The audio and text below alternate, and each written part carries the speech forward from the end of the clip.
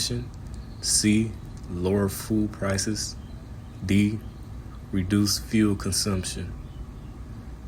The correct answer is B, increased generator use and higher emission. When supplies are delayed, repairs take longer. People rely on backup generators and temporary systems longer, which increases fossil fuel use and air pollution. True or false? National security laws should never be changed, even if they cause long-term environmental harm to vulnerable communities.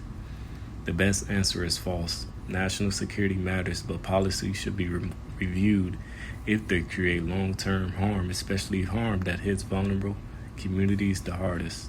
A balanced policy protects the country and avoids preventable environmental injustice. Which factor makes Puerto Rico especially vulnerable to shipping restrictions? A, it has too many shipping ports. B, it produces all of its own food and fuel.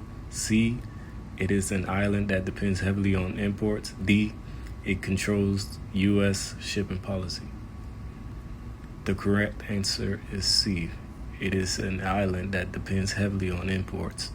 Puerto Rico relies on shipped goods for food, fuel, medicine, and building supplies. So when shipping is restricted or slowed, the whole system feels it immediately, economically, socially, environmentally. The Jones Act is not just a shipping law. It is an environmental justice issue, a human rights concern, and a systemic barrier to sustainable recovery for Puerto Rico.